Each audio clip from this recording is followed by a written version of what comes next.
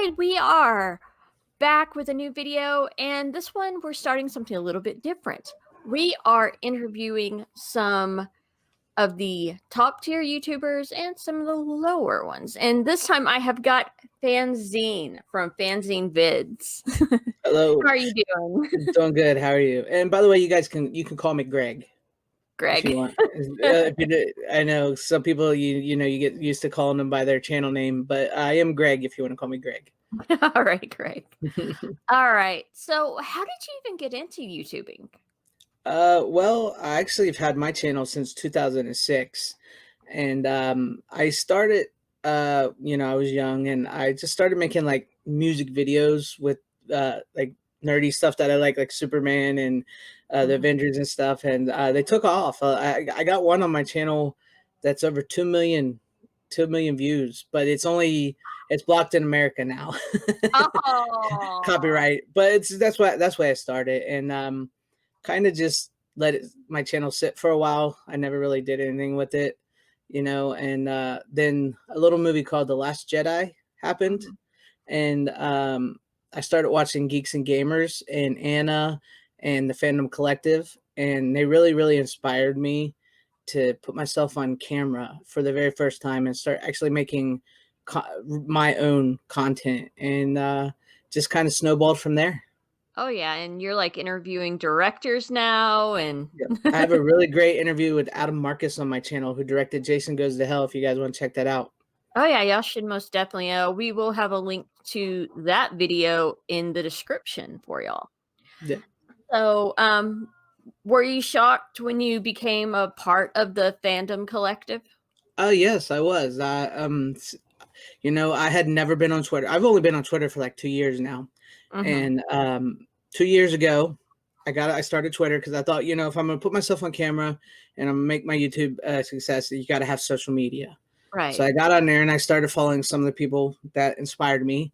And I seen that Jeremy from Geeks and Gamers, he tweeted out about the Fandom Collective and about everything they do. And so Mm-hmm. I followed them, and it just kind of just went from there. I just started interacting with so many people and getting to know so many people.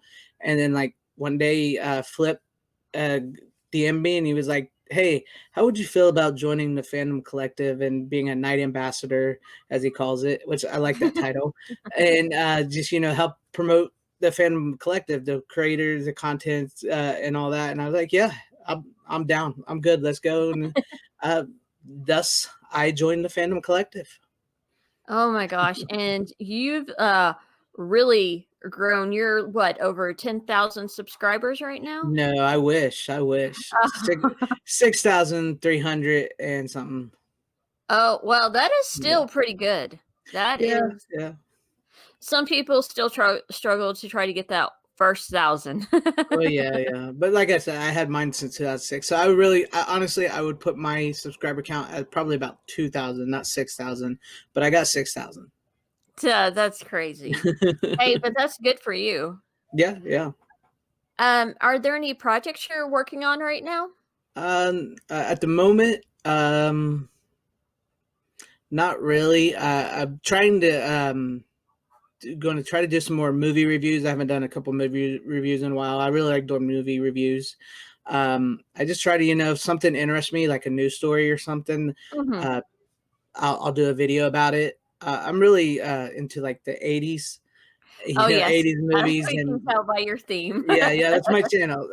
That's another thing that when I started putting myself on camera, I started trying to go with the flow of like everybody, like Star Wars, and trying to find the hottest story, make a video about it. And then Oh, I yeah. watched the trailer for In Search of Tomorrow, which is the definitive 80s sci-fi Mhm. documentary. And I did a trailer reaction to that. And I actually got in contact with Andrew Hawkins, who is an executive producer on that, or associate Right. producer on that. And he's also a producer on their documentary In Search of Darkness. And after Okay. I watched it, that really changed my outlook of what I wanted to do on my channel, because, I was trying to do all that. And then, because I'm just like, I decided I'm going to do what I like. And I really, really love the 80s, the 90s, cult classics, sci-fi, action, horror, superheroes.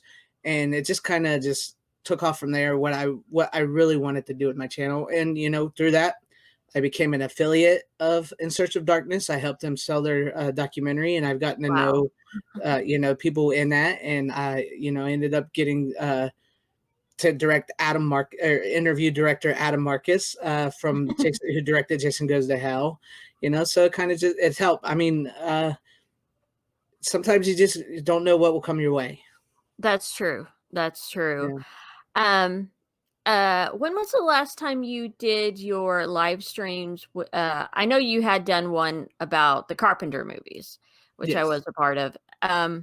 Those series of live streams, do you still do those? Yes, I try to every Wednesday at about 10 o'clock. I try to do a live stream. I call it the late night movie show because I usually just talk about a movie. I'll get a bunch of people together. We'll talk about a movie or Mhm. something. I don't know if I'll keep that name. I've been trying to think of a different name. But it's basically I just try to do a live stream on Wednesday nights at 10, and I get people come on. We either talk movies or we talk topics of the stuff we like. Just basically bull crap with one another. What's the next topic you plan on for the Wednesday? I haven't decided on the topic for this coming Wednesday, but I got to get some people together, and Mhm. then we'll figure something out. I just did one with last Wednesday with Gary Cassell from Pop Culture Minefield. Right. When we just talked some topics about some reboots, we talked about a Revenge of the Nerds reboot, Oh and God, yeah, why? it's going to be bad. It's going to be really bad, and a Fletch reboot starring John Hamm, which actually doesn't sound bad at all. So we're kind of interested in the Fletch one. We definitely the Revenge of the Nerd ones. It's going to be bad. Horrible. It's Oh going to my be bad. God.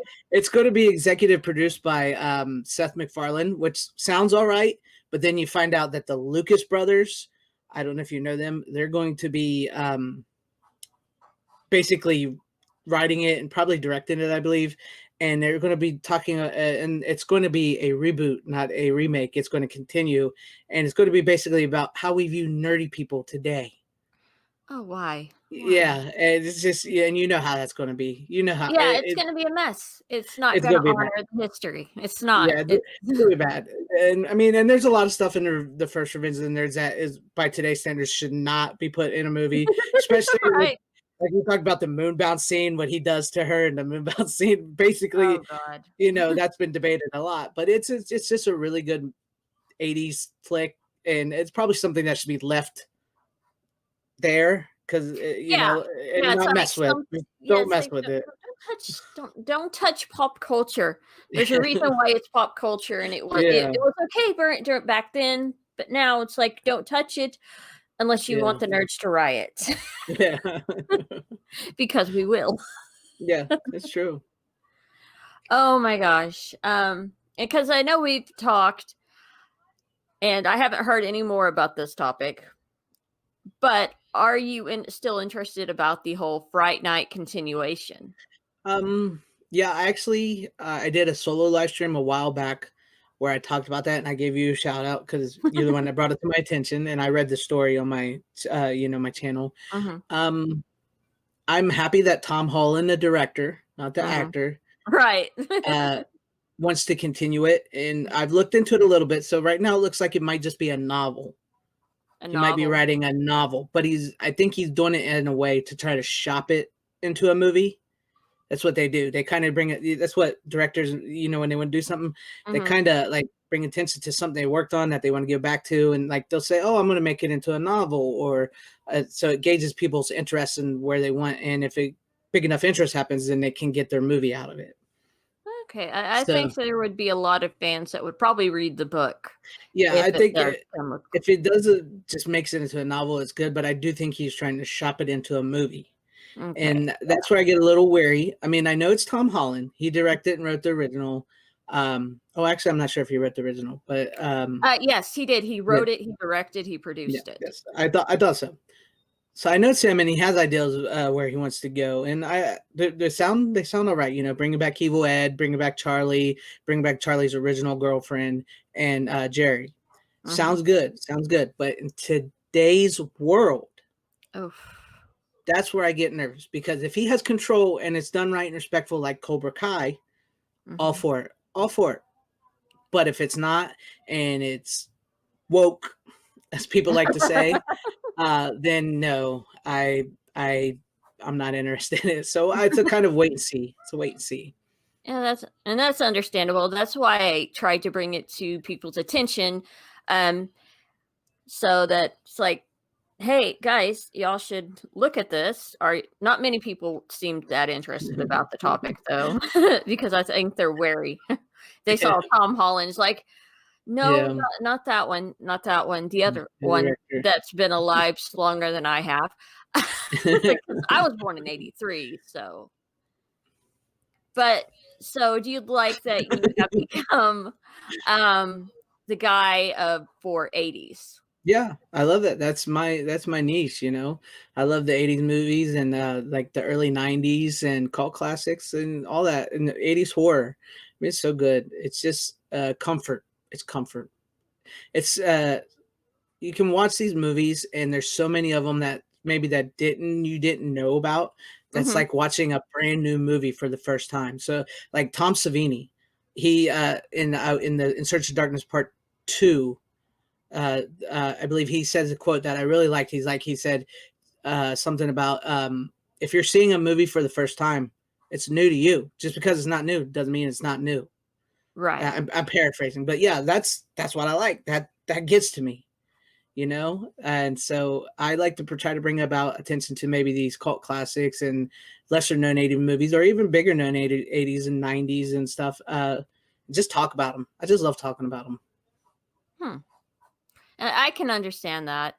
I had thought about before doing something like that with like 50s and 60s movies, but I kind of veered off on something completely different, which is a good thing. I think that it's good that you find something that you become passionate about. And you are obviously passionate about all the topics you talk about on your Yeah. entire channel, your live streams, all the videos you put out. Yeah, sometimes maybe I'm not the most articulate because I start thinking about what I'm talking about, and I'm just like, man, that's awesome. That's awesome. And I kind of don't get out the words I want to say. So sometimes in my videos, you hear me say awesome a little too many times. Oh gosh, same for me. I sometimes go, but yeah, Yeah, but me yeah. too. Me too. But hey, it's great. We have all the respect that you're doing, that you're getting out there, that you're talking with all these people, and it suddenly went dark. But thank you, FanZcene, for Yeah. coming in, talking, and hopefully we'll see you reach that 100K. That Yeah, I would hope so. I would like to, honestly, I would just like to get my views up personally, because I do struggle. That's my part where I struggle is my views. I got good subscribers, you know. I got a loyal fan base that watches every one of my videos, but I would like to get my views up. So if anybody is interested, start watching my videos. Give me some likes, comments. It helps promote the channel. oh gosh, Do it for Phalon as well. Give her some likes, comments. Fallon's a great person. She does great content, and she may be a small creator, but she's big. Trust me. She's got big things ahead. oh yeah. But thank you, everyone, and we will catch y'all on the flip side.